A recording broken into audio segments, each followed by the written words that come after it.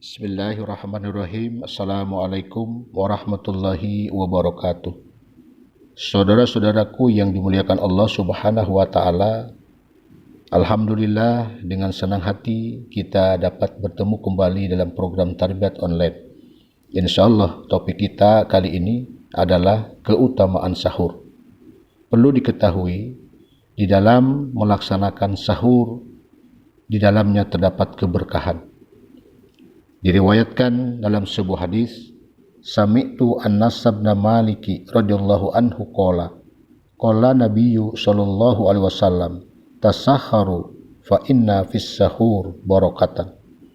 Aku mendengar Anas bin Malik radhiyallahu anhu berkata, Nabi sallallahu alaihi wasallam bersabda, bersahurlah kalian karena di dalam sahur ada berkah.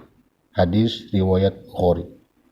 Di dalam hadis Sunan An-Nasa'i ada diriwayatkan, Sami'tu Abdullah ibn al-Haris yuhadditsu an rajulin min ashabin nabiyyi sallallahu alaihi wasallam qala dakhaltu 'alan nabiyyi sallallahu alaihi wasallam wa huwa yatasahharu faqala innaha barakatun a'taakum Allahu iyyaha fala tada'u.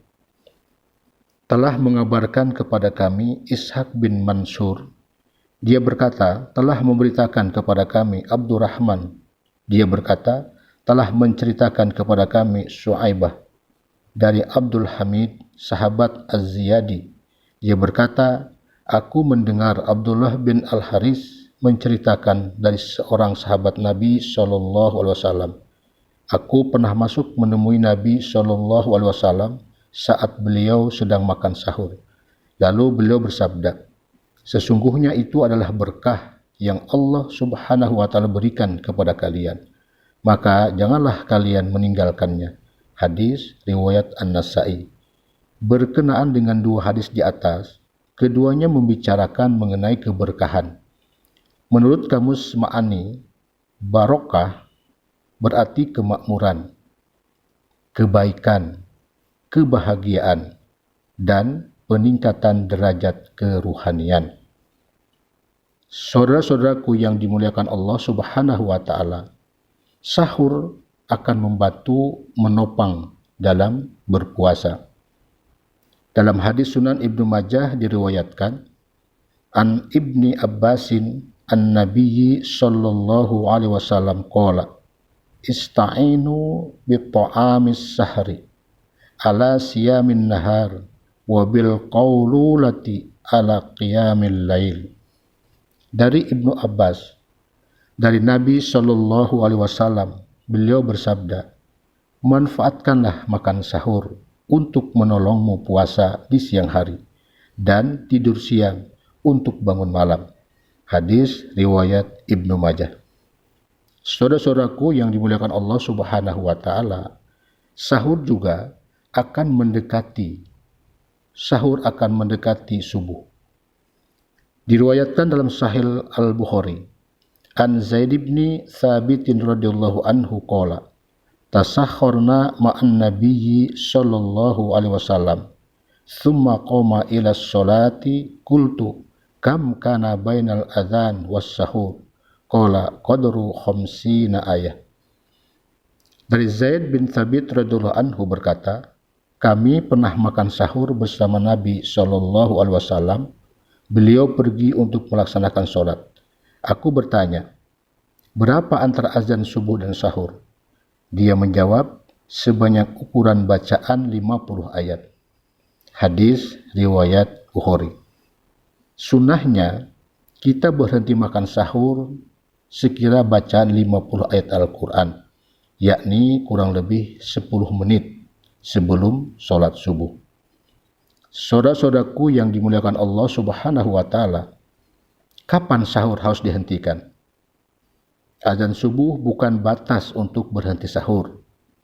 Menurut Al-Quranul Karim, surah Al-Baqarah ayat 188, Allah Subhanahu wa Ta'ala berfirman, wa kulu washrobu hatta yatabayyana lakumul khayt al-abyad minal khaytil aswad minal fajr.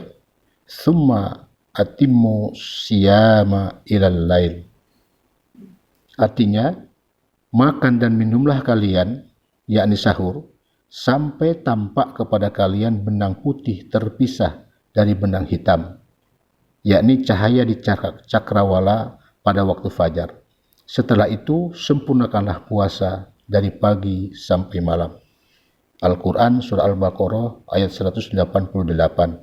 Jadi, batas berhentinya sahur itu adalah ketika sudah terbit fajar.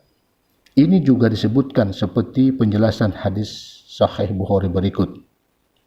An Abdullah bin Mas'udin anna Rasulullah sallallahu alaihi wasallam qala la yamna'anna ahadakum adhanu bilalin min suhurihi fa innahu yu'adhanu linatabihi na'imukum waliyarji'a qa'imukum walaisal fajru an yaqulu hakada walakin hakada ya'taridu fi ufukis sama.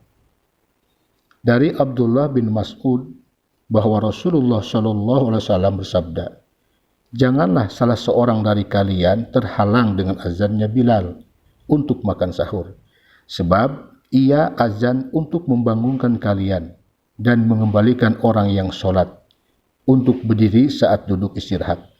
Dan fajar itu bukan dengan mengatakan seperti ini, tetapi seperti ini, sambil menunjuk pada arah ufuk langit. Hadis riwayat Ibnu Majah.